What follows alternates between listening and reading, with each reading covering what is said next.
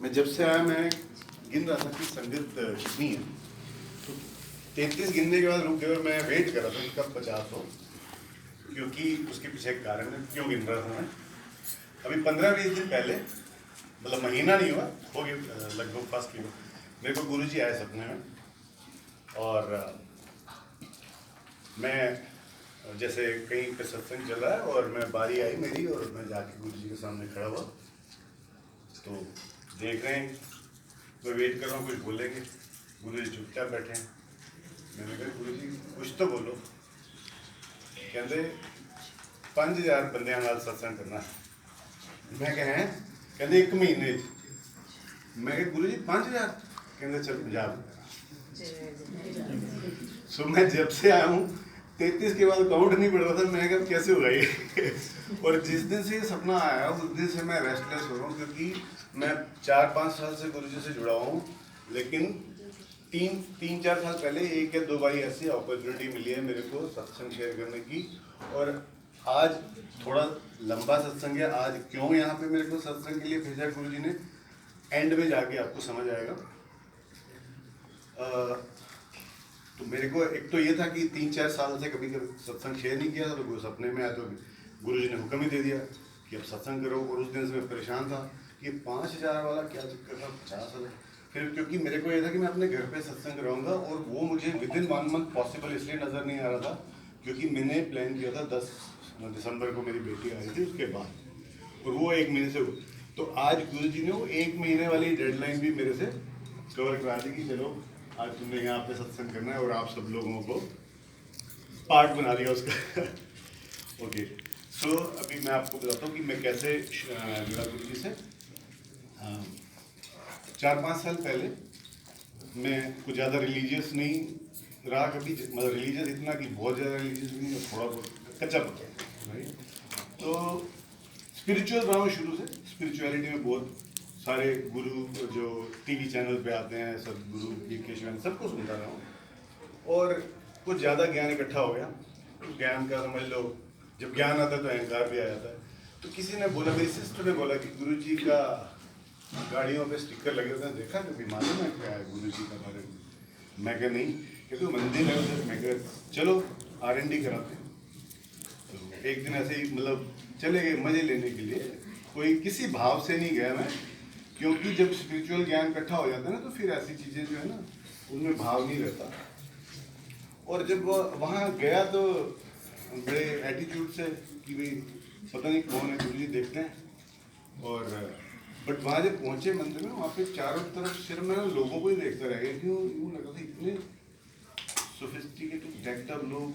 वो जो सेवादार थे, बंदा सेवादार के नाम पे तो ना कुर्ता पजामा पहन के खड़ा होगा और सीरियस सर टैटू है, और जिम वाले क्लब के लोग लग रहे थे, ऐसा लग रहा था। तो खैर एनीवे, मैं उन लोगों को देखता रहा जो संगत थी कि भाई इनमें इतनी सीरियस भाव क्यों है, मतलब गुरु जी को कि मंदिर जा रहे हैं इतनी सीरियसली। खैर अंदर जब पहुंचे तो अंदर गुरु जी को देखा तो वही जैसे बहुत सारे सत्संग में आपने सुना होगा कि एक ह्यूमन बीइंग, नॉर्मल लुकिंग, ठीक है। तो मेरे भी वही, और मैं बट गुरु जी से ज़्यादा मैं आसपास संगत को देख रहा था कि इतना सीरियस भाव कैसे, मतलब क्यों भगवान मान रहे हैं कि इंसान को। खैर एनीवे, मैं वहाँ जाके मैं मेडिटेशन करता था। मैंने गुरु जी की तरफ कभी कभी देख लिया कि मेडिटेशन में बैठ गया, और मुझे मेडिटेशन में बहुत अच्छा लगा। ओके, वो दिन गया, बाहर आया, फिर देखे हूँ संगत को कि तो बड़े सीरियस से हो रहे हैं, गुरु जी को तो भगवान मान के चल रहे हैं। ओके, वो दिन गया, लेकिन क्यूरियोसिटी रह गई कि इतने सारे लोग इतनी सीरियसली एक ह्यूमन बीइंग को भगवान कैसे मान सकते हैं। वो क्यूरियोसिटी जो है थोड़े दिनों बाद, 1 हफ्ते बाद दोबारा वहाँ आ गया कि मैं मेडिटेशन करूँगा जाके, गुरु जी को तो फेथ नहीं। एनीवे, अगली बारी मैंने अपनी वाइफ को बोला, वो भी एग्री कर गई, जो मैं एक्सपेक्ट ही नहीं कर रहा था कि वो एग्री कर जाएगी, उसको भी बहुत अच्छा लगा। बट मेरे को गुरु जी के ऊपर भगवान वाला या किसी पावर वाला फेथ नहीं हुआ, बट जाना अच्छा लग रहा था, क्यूरियोसिटी रह गई। और सबके सुनता था वो सत्संग की, उनके सपने में है, उनके सपने में। मैं कि जिसके बारे में सोचो सपने में आ भी सकता है। तो ये अपनी टेक्निकल बैकग्राउंड तो लॉजिक ज़्यादा चलते थे। तो मैं कहा सपने में आते होंगे लोग, उसमें क्या। तो हुआ क्या, 3-4 हफ्ते के बाद मेरे भी सपने में आ गए। जब सपने में आए तो आमना सामना हुआ, मतलब फिर वही एटीट्यूड था सपने में भी। मैं कहा गुरु जी मुझे आप पे विश्वास नहीं है। कहते चल मैं तेन फोन करना। तो आप एक सिचुएशन समझो, मान लो एक कोई लड़का और किसी लड़की के पीछे दीवाना है और वो उसके सपने में आए और उसको बोले प्रपोज करे, या लड़का प्रपोज करे और उसकी वेट करे जवाब की, उस टाइम सपना टूट जाए तो लड़का सोचे फटाफट सपना वापस आ जाए, मैं जवाब तो सुन लूँ, राइट। तब गुरुजी ने मेरे को बोला कि चल मैं तेन फोन करना। मैं कहा जी करो। तो फोन की घंटी बजनी शुरू होगी और वही हुआ, सपना नींद खुल गई, सपना टूट गया। बट मेरे साथ अपोजिट हुआ, बंदा अदरवाइज सोचे वापस सपने जाए, मेरे साथ अपोजिट हुआ। मेरी नींद टूट गई, सपना टूट गया, नींद खुल गई और वो जो घंटी थी फोन की एक्चुअल में मेरे फोन पे बज रही थी। और मैं थोड़ी देर कंफ्यूज रहा कि मैं तो सपने में था, मेरे को सपने में गुरुजी ने बोला था कि चल मैं तेन फोन करना, घंटी रियलिटी में बज रही है। थोड़ी देर कंफ्यूज कि मैं सपने में हूँ या रियलिटी में हूँ। तो बाद में फोन अंधेरे में 3-4 बजे का टाइम था दिन का, हाथ ऐसे ढूंढते ढांढते फोन, वो घंटी पूरी खत्म हो जाती, 20-21 घंटी बजती, उसके बाद घंटी बजनी बंद होगी। तो मैं देखा सच में मिस्ड कॉल थी और मैं परेशान, मतलब परेशान इसलिए कि मेरा तो फेथ नहीं था, तो ये क्या होगा। थोड़ी देर बैठ के सोचने लगा ये तो कमाल हो गई, मतलब जिसको मैं कहता मैं आप बिलीव नहीं करता, उन्होंने मेरे को सपने में आके बोला चल मैं तेन फोन करना, और फोन भी आ गया, और फोन भी ऐसे नंबर से आया, भाई आपको दिखाऊंगा, जो हो ही नहीं सकता पॉसिबल, ना तो उसमें प्लस साइन ना कंट्री कोड, कुछ भी नहीं। और मैं बाय बैकग्राउंड में बता रहा कि इलेक्ट्रॉनिक्स इंजीनियर, मुझे ये पता, मैंने उस टाइम फिर लॉजिक लगाने शुरू किए कि मतलब इतना ईजी नहीं होता, कई बार ज्ञान ज़्यादा इकट्ठा हो जाए कि मान लेना गुरु जी को। लॉजिक ये लगाया कि मेरा ये नंबर जो है मेरी वेबसाइट पे ऑल ओवर वर्ल्ड कहीं ना कहीं से फ़ोन आ जाता है। इस टाइम आधी रात 3 बजे, कहीं किसी और कंट्री में दिन का टाइम है, तो किसी बंदे ने कर दिया। गुरुजी सपने में इसलिए आया क्योंकि मैं गुरुजी के बारे में सोचता था ये कैसे पॉसिबल है गुरुजी। लेकिन जो चीज़ जब लॉजिक आ जाए तो भगवान नहीं हो सकता। बट इसमें इलॉजिकल क्या था, गुरुजी ने मेरे को बोला मैं तेनों फ़ोन करना, और उस टाइम फ़ोन आ जाए। सो विच प्रूव, जो मेरी बात समझ से बाहर हो गई, और उसके बाद से मैं थोड़ा सा मेल्ट हो गया कि भाई कुछ तो है। उसके बावजूद मंदिर जाना शुरू किया, फिर हाथ जोड़ना भी शुरू कर दिया। फिर उसके बाद गुरुजी एक बार फिर आए सपने में। अगली बार जब सपने में आए तो उन्होंने हाथ जोड़े, मेरे को हाथ लगाया कि जी मैं तो सरेंडर करूँगा। अब इसके बाद उसके बावजूद भी जो फेथ का लेवल है ना, वो हाँ, मेरी जो बेटी है वो, उसको भी मैं लेके गया वहाँ पे, प्रसाद की लाइन में लगे हुए थे। पता चला मंडे का दिन था, प्रसाद पता चला वो मिल रहा है, समोसा प्रसाद। तो मेरी बेटी ने पहले जब अभी बारी आ रही थी, पहले ही बोलना शुरू कर दिया। उसको ये पता था कि बचाना नहीं होता, खाना पूरा होता है, ठीक है, और लेना भी ज़रूरी है। तो वो कहे जी मैं तो नहीं, मैं वो जो बीच में आलू है वो तो नहीं मैं खाती, मेरे को मैं लूँगी नहीं, लेना तेरे को जरूर है, फिर लेकिन मैं आलू नहीं खाऊंगी, हमने कहा बचाना भी नहीं है तेरे को। तो जब तक वो बारी आ रही थी तब तक वो एंग्जाइटी में थी कि भाई मैं क्या करूँ, मैं खाऊंगी भी नहीं आलू भी। तो इतने में जी उसको हमने कहा तू ज़बरदस्ती खा लिया। प्रसाद मिला, हम आए खाने के लिए बैठे, और उस कैन यू इमेजिन आलू वाला जो समोसा, खुला हुआ समोसा जो है, जब उसने खोला, उन्होंने सोचा मैं आलू नहीं खाऊंगी, उन्हें खोला, अंदर आलू ही नहीं थे। तो वो हैरान, ये क्या हुआ, और शेप वैसी थी ऐसे खाली, मतलब शेप तो बनी होती ना। अब हम देखा नहीं ये तो ना भाई, फिर अभी पूरा ना फेथ लेवल नहीं बना था, ठीक है। मैं कही ना चांस की बात होगी, ठीक है, तो दोबारा गई लाइन में, दोबारा बारी आई, दोबारा प्रसाद लेके आई, फिर उसने समोसा खोला, फिर आलू नहीं। मैं गए तो अब ये समझ है कि ठीक है, ये कुछ गुरुजी ने मिरेकल किया है, ब्लेसिंग्स कहते हैं ये ब्लेसिंग्स है गुरुजी की, ठीक है। मैं कहा इससे क्या हो गया अभी, ठीक है आलू नहीं निकले तो क्या फर्क पड़ गया। मैं आपको आगे बताता हूँ कि कैसे ब्लेसिंग्स थी, ठीक है। मतलब उस टाइम बंदा सोचता है कि ठीक है ये हो गया, अब इसके बाद क्या, राइट। वो अभी थोड़ा आगे बताता हूँ तो मैं एक्चुअली मैं बोलता जाऊँगा एंडलेस, ख़त्म नहीं होगा। मैं थोड़े पॉइंट्स बना के लाया हूँ ताकि लिमिटेड टाइम में मैक्सिमम आपको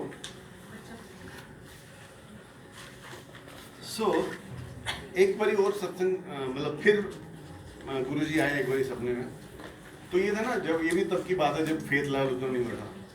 तो गुरुजी जैसे ही सामने आए, मैं कहा हाँ जी, और ठीक, मैं हाँ जी, मैं कहा जी गुरुजी हाँ। उस टाइम क्या था, मेरा ट्राइग्लिसराइड बढ़ा हुआ, कुछ टाइम पहले की बात, रिपोर्ट टेस्ट कराया तो जरा ट्राइग्लिसराइड बढ़ा। और कुछ साल पहले भी ऐसे ट्राइग्लिसराइड बढ़ा था। तो मैंने इतनी ज़्यादा प्रिकॉशन ली, डाइट की, एक्सरसाइज करी, सब कुछ करी, तो समझ लो 270 से 20-30 पॉइंट जो नीचे लाने के लिए 6 महीने लग गए, बहुत मेहनत के बाद 20-30 पॉइंट नीचे आया।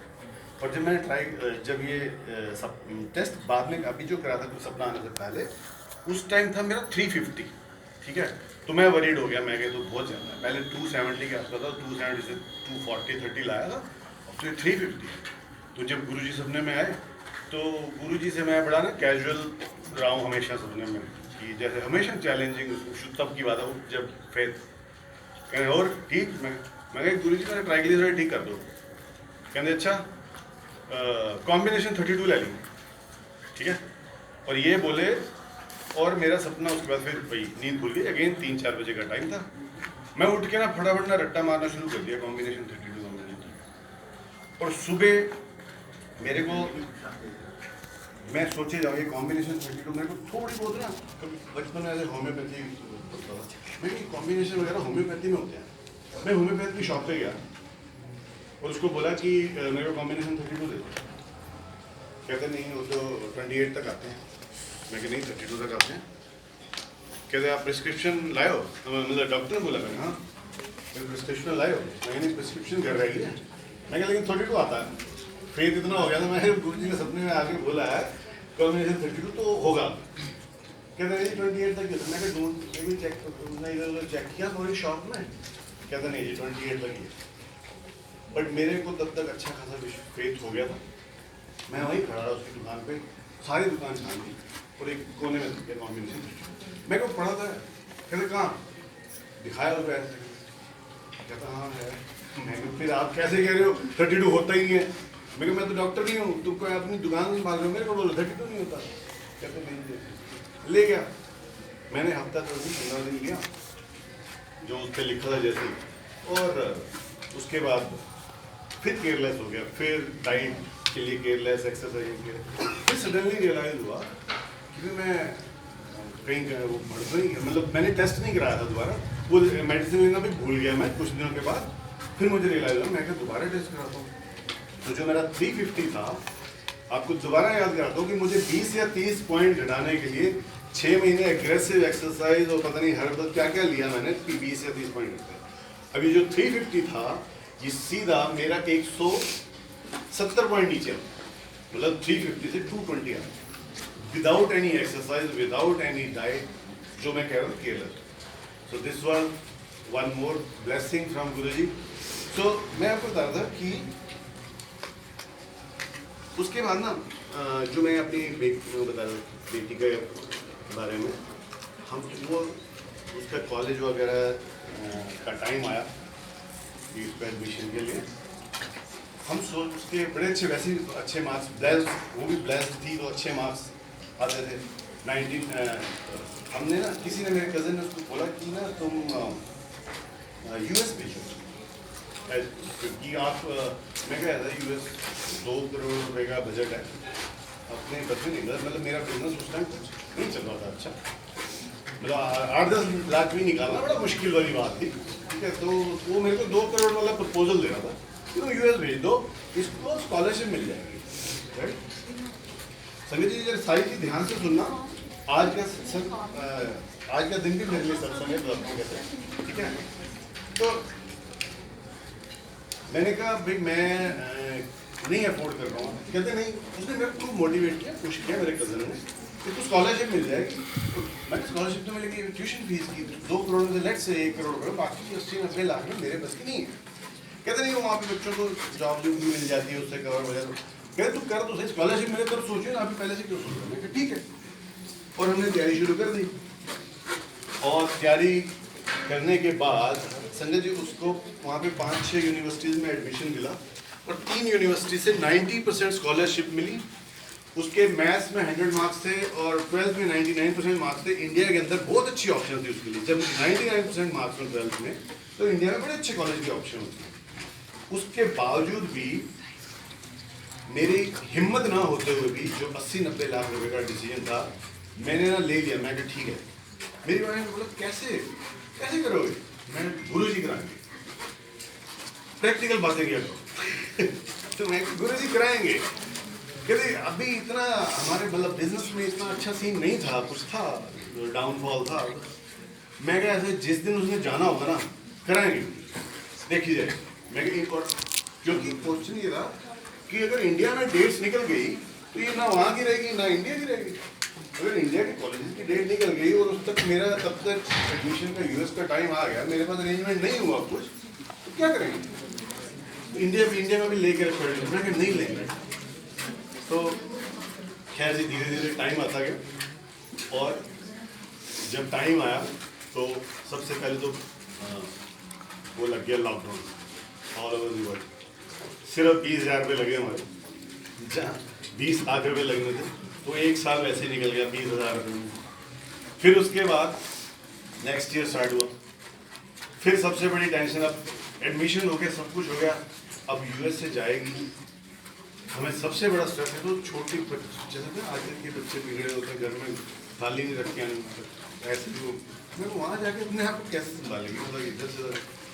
तो मेरे फ्रेंड ने, हम 2-3 फ्रेंड थे, एक फ्रेंड ने बोला नहीं वहाँ पे एक और फ्रेंड हमारा यूएस रहता है, वो टेक केयर करेगा। मैंने कहा यार वो फ्रेंड तो है लेकिन हम 30-35 साल से हम सिर्फ बर्थडे पे हेलो हाय करते हैं, मतलब इतना डीप रिलेशन भी नहीं है कि वो मेरे बच्चे का ख्याल रख लेगा, ठीक है। तो कहते नहीं वो डोंट वरी, वो करता है। मैं कहा अच्छा। तो अब फिर वो कभी जब वो इनफैक्ट मेरे को तो ये होता था कि मैं वो जब भी इंडिया आता था कभी कभार तो थोड़ी बहुत हेलो हाय होती थी। और मैं कहा काम पड़ा तो अब कैसे उसको, वो कहता नहीं वो बढ़िया बंदा है, तो है तो ठीक, वैसे मेरे हेलो हाय है। कहने नहीं मेरी बेटी जब यहाँ से, सबसे पहले तो वीज़ा का भी बताता हूँ, वीज़ा लगने वाला जब था उसका तो पता चला वीज़ा से अपॉइंटमेंट से कुछ दिन पहले बहुत सारी रिजेक्शन हो रही थी वीज़ा की, ठीक है। और हमें फिर स्ट्रेस हो गया कि वीज़ा के लिए जा रही है अंदर। उसको मैंने ड्रॉप किया, 12 बजे की अपॉइंटमेंट थी, 11:30 ड्रॉप कर दिया। मैं गाड़ी पार्किंग करने गया, पार्किंग करके वापस आया, वो वीज़ा ऑफिस से बाहर आई, मेरे को लगा कोई डॉक्यूमेंट कुछ ना कुछ तो रह गया। मैं भी गाड़ी पार्क करके मैं था भी 2-3 घंटे बैठे, सारा गुना भी पार्क करके वापस आया।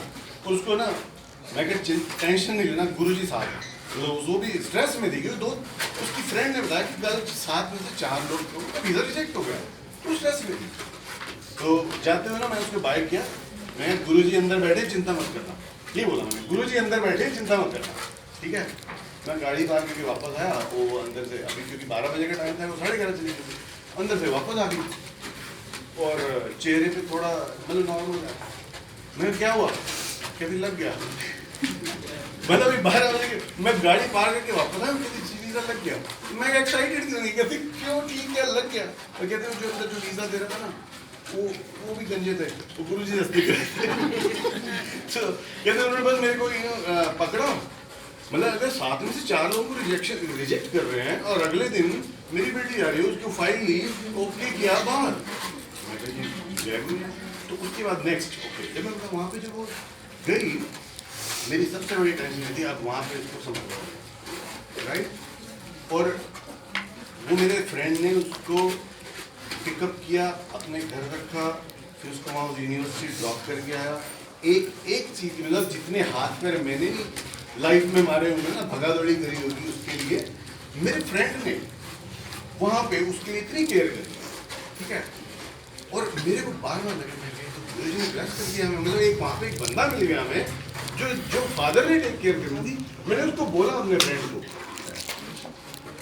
फ्रेंड को बोला मैंने कि यार मैं अब तू ही फादर है इसका, ठीक है, ये 4 साल की है।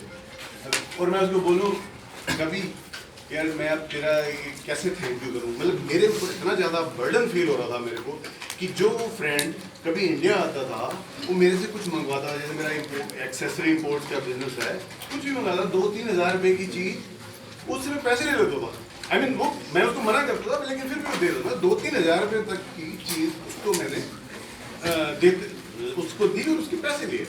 उस टाइम मैं इतना बर्डन फील कर रहा था कि इसने ऐसे टेक केयर किया है कि बस शर्मिंदा हो। मैंने उसको बोला, मैं कहा यार मैं कैसे तेरा थैंक यू करूँ। कहता भाई रिश्तेदार मत बन, हम दोस्त हैं, दोस्तों की तरह, कोई थैंक यू की जरूरत नहीं है, राइट। और इतने सारे एग्जाम्पल्स हैं, जब भी मैं उसको बोलूँ यार मेरे को ना मुझे समझ नहीं आ रही, मैं इतना बर्डन है, मैं तेरे को कैसे कुक कर पाऊँगा। तो कहते तू ना फिर हम ना दोस्त हैं, फिर यार ऐसी बातें मत कर। मैं कहा अच्छा। वो उसको यूनिवर्सिटी 2 घंटे दूर वहाँ छोड़ के आना, उनकी वाइफ उसको पूरी टेक केयर करना वगैरह वगैरह सब कुछ, ठीक है। और अब ये सब कुछ जब चल रहा था मेरे माइंड में ये हो रहा कि मैं इसका उसको कैसे वो करूँगा, पेबैक क्या करूँगा, मतलब कैसे इस बाहर से उधर पाऊँगा कि मतलब। अब आज ना मैं पिछले 6-7 दिन से करनाल में रुका हूँ। 3-4 दिन शादी थी तो मैं मुनीश अंकल से इंटरेक्शन चल रहा था कि मिलते हैं सत्संग पे जाएंगे। सत्संग अपॉर्चुनिटी नहीं मिल रही थी, प्रोबेबली इसलिए, उसके पीछे कारण है क्यों नहीं मिल पा रही। फिर मैं चला गया वापस दिल्ली, फिर दोबारा कोई यहाँ पे डेथ हुई थी किसी की, तब आए, फिर तब आए। ऐसे मेरा ऑफिस कई दिनों से मिस हो रहा। तो कल रात को मैंने डिसाइड किया था कि आज सुबह मैं निकल जाऊँ।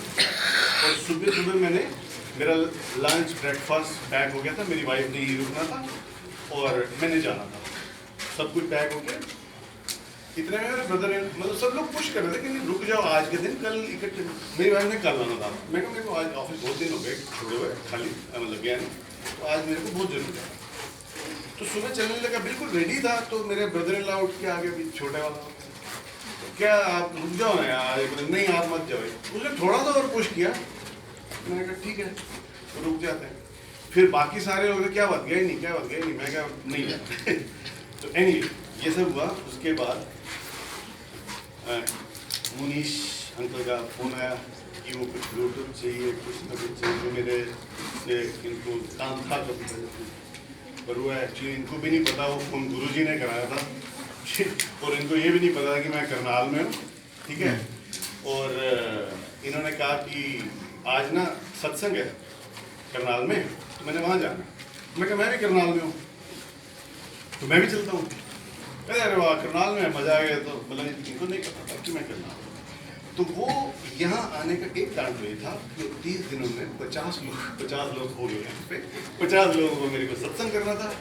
और सबसे बड़ी बात, आज मेरी बेटी जो है ना वो मेरे फ्रेंड के घर में, और मैं फ्रेंड के घर में यूएस के अंदर है, और मैं अपने फ्रेंड के घर में यहाँ पे। Do you know who is that friend? Ajay Bansal. So Ajay Bansal Kaushika भाभी ने इतनी केयर करी है, मतलब मैं थोड़ी देर पहले बैठा सोच रहा था मैं सत्संग कैसे करूँ, मेरी आंखों में आंसू ना आए। तो मेरे को आज गुरुजी ने यहाँ भेजा कि जिसके लिए तू परेशान हो रहा था, आज यहाँ ये सेवा देख। जय गुरु। जय गुरु, जय गुरु, जय गुरु।